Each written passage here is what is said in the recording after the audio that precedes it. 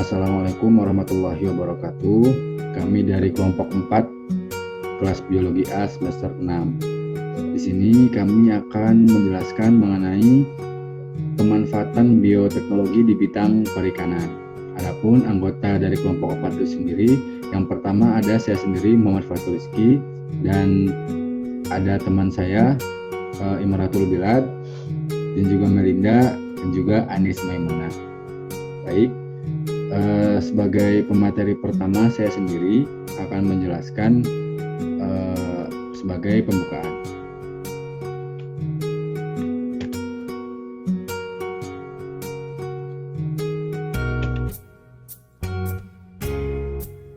Oke, mengenai bioteknologi di bidang perikanan. Nah, apa sih bioteknologi di bidang perikanan itu? Bioteknologi perikanan adalah bioteknologi yang ditekankan khusus pada bidang perikanan. Penerapan bioteknologi dalam bidang perikanan sangat luas, mulai dari rekayasa media budidaya ikan hingga pasca panen hasil perikanan. Nah, pemanfaatan mikroba telah terbukti mampu mempertahankan kualitas media budidaya sehingga aman untuk digunakan sebagai media budidaya ikan. Bioteknologi perikanan telah menciptakan ikan berkarakter genetis yang dihasilkan melalui rekayasa gen. Melalui rekayasa gen dapat diciptakan ikan yang tumbuh dengan cepat, warnanya pun menarik, serta dagingnya tebal, tahan penyakit, dan sebagainya. Pada tahap pasca panen hasil perikanan, bioteknologi mampu mengubah ikan melalui proses transformasi hingga dihasilkan produk yang bermanfaat bagi kelangsungan hidup manusia. Selanjutnya adalah manfaat dan dampak bioteknologi di bidang perikanan. Bioteknologi memiliki cakupan manfaat yang luas bagi dunia perikanan. Manfaat tersebut diantaranya meningkatkan tingkat pertumbuhan ikan budidaya, meningkatkan nilai gizi, meningkatkan kesehatan ikan, membantu memperbaiki dan melindungi lingkungan, memperluas cakupan jenis ikan, meningkatkan pengelolaan dan konservasi ketersediaan benih di alam. Selanjutnya adalah penerapan bioteknologi dalam bidang perikanan. Nah, penerapan bioteknologi di bidang perikanan ada 3. Yang pertama ada pembenihan selektif, yang kedua ada manipulasi, dan yang ketiga ada bioteknologi pada rekayasa genetika ikan. Namun, penjelasan dari 3 poin tersebut akan dilanjutkan oleh teman saya, Imaratul Bilad. Untuk Imaratul Bilad, dipersilakan. Iya, terima kasih Batu. Nah, di sini yang pertama pembenihan selektif. Nah, pembenihan selektif, mohon maaf Batur, itu PPT-nya. Ya. Nah, pembenihan selektif ini merupakan pembenihan ikan secara tradisional. Nah, pertama kali dikembangkan pada ikan mas ribuan tahun yang lalu. Namun, sampai sekarang pembenihan selektif hanya diterapkan pada ikan untuk konsumsi seperti ikan nila, catfish, dan trout, sehingga masih banyak ikan budidaya yang pembenihannya seperti di perairan umum. Nah, program pembenihan secara selektif ini telah memberikan peningkatan hasil dan pada peningkatan tingkat pertumbuhan 5-20% pada ikan budidaya seperti salmon, nila, dan catfish. Selanjutnya, manipulasi. Nah, manipulasi ini pada bentuk kromosom merupakan teknik yang bisa digunakan untuk menghasilkan organisme triploid, yaitu organisme dengan 3 bentuk kromosom. Nah, di mana biasanya suatu organisme cuma memiliki 2 bentuk. Triploid umumnya tidak bisa bereproduksi sehingga ada pemikiran bahwa energi yang dimiliki akan sepenuhnya digunakan untuk meningkatkan perkembangan suatu organisme, walaupun belum ada bukti yang menguatkan pemikiran tersebut. Nah, keuntungan dari triploid ini lebih terlihat pada fungsi sterilitasnya, meskipun tidak mencapai 100%. Selanjutnya, bioteknologi pada rekayasa genetika ikan. Nah, genetika ini merupakan salah satu ilmu dasar yang penting untuk menjelaskan berbagai pola pewarisan gen dalam populasi. Genetik, fenotip, kualitatif dan kuantitatif yang mengekspresikan sifat unggul, dan landasan teori dasar dari program seleksi ataupun program persilangan antara spesies atau famili. Nah, gen dan kromosom ikan ini direkayasa untuk dimanfaatkan keterkaitannya dengan seleksi fenotip kuantitatif dan fenotip kualitatif bagi teknik breeding ikan. Nah, untuk mendapatkan sifat-sifat superior ini yang diwariskan dari induk dengan seleksi gen unggul kepada keturunannya. Pengembangan ikan transgenik di mana para ilmuwan menggunakan teknik DNA rekombinan untuk memasukkan materi genetik dari satu organisme ke dalam genom ikan atau organisme air lainnya. Nah, berkembangnya kemampuan memodifikasi hewan secara genetik mengakibatkan pesatnya penelitian tentang rekayasa genetik. Pesatnya penelitian tentang rekayasa genetik organisme akuatik atau genetically modified organisme.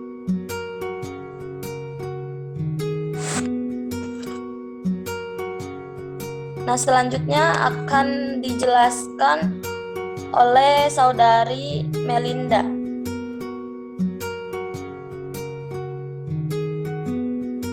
Baik, selanjutnya saya akan melanjutkan.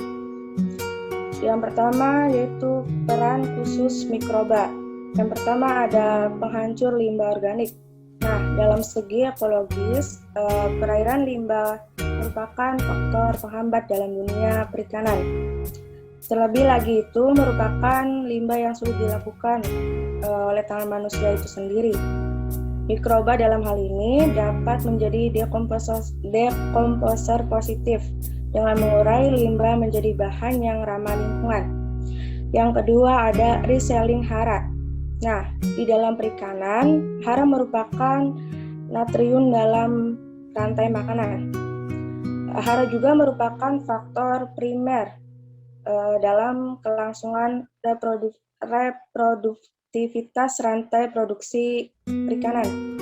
Namun, hara dapat menjadi zat yang sangat beracun apabila dalam kuantitas yang sangat banyak dan beresiko menyebabkan depletion oksigen atau penurunan kadar oksigen di perairan. Yang ketiga ada rangsangan tumbuhan. Dalam budidaya terutama mikroba dapat merangsang pertumbuhan untuk cepat tumbuh dan berkembang menjadi potensi produksi yang sangat besar. Dengan adanya mikroba memberikan harapan komoditas perikanan yang mampu cepat tumbuh dan mereproduksi hasil yang sangat bagus dan diharapkan. Yang keempat ada bioteknologi patogen. Nah, bioteknologi patogen ini mikrobanya dalam hal ini banyak berperan dalam mengelola hasil perikanan, di mana hasil perikanan pasca panen yang menjadi keresahan masyarakat dalam hal pendistribusian hasil perikanan. Mereka yang karena sifat alami dari produk atau komoditas perikanan itu sendiri yang cepat membusuk, namun bioteknologi hal ini yang menjawab keresahan masyarakat dengan mendatangkan mikroba sebagai kompetitor dari bakteri patogen tersebut. Selanjutnya,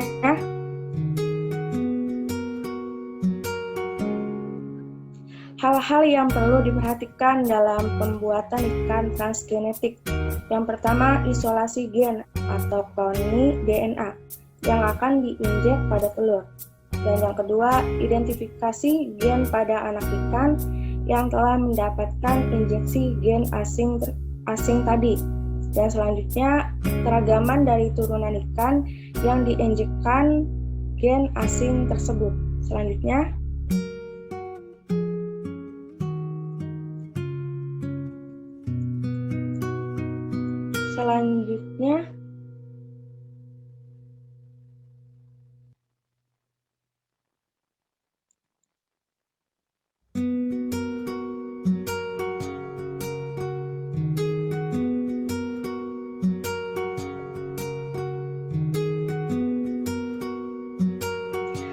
Penggunaan mikroba sebagai agen bioteknologi. Yang pertama, ekstraseluler.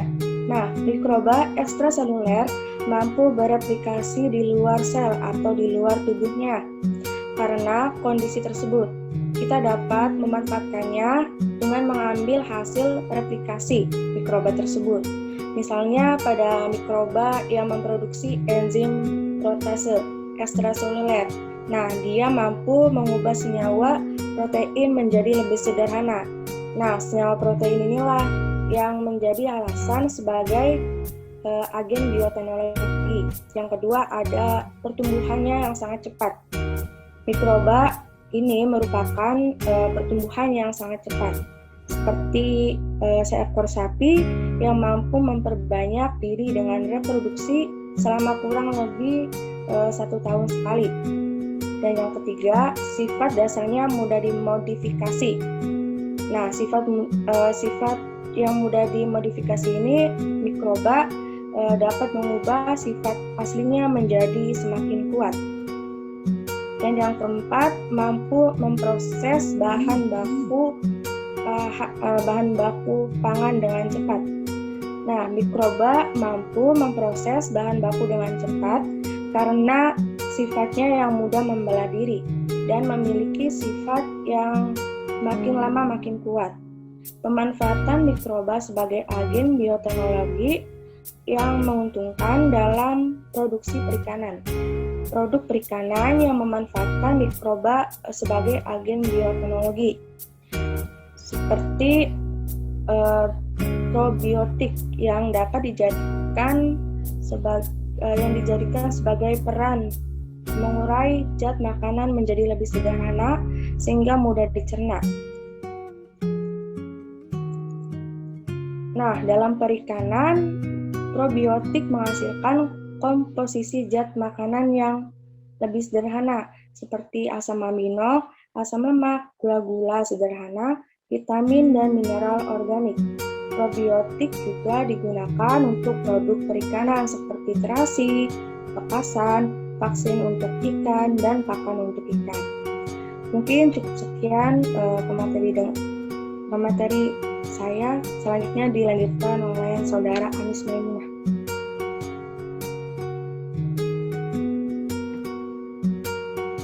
Terima kasih Melinda. Langsung saja lanjut pada submateri tentang bioteknologi di bidang perikanan. Selanjutnya adalah pemanfaatan bioteknologi dalam bidang perikanan. Dari berbagai pemanfaatan yang ada yang sudah dilakukan oleh berbagai elemen masyarakat, 2 contoh yang kelompok kami contohkan adalah yang pertama pemanfaatan bioflok dalam upaya peningkatan hasil budidaya. Mohon maaf PPT-nya tuh.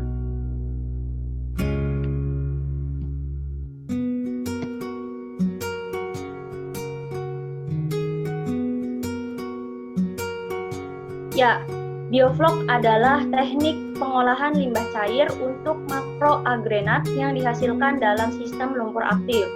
Proses ini dimulai dari proses nitrifikasi yang reaksinya adalah amonia plus oksigen menjadi ion nitrit dan akhirnya akan menjadi nitrat dan air.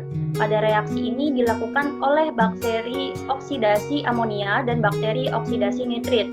Artinya, semua proses ini memerlukan oksigen.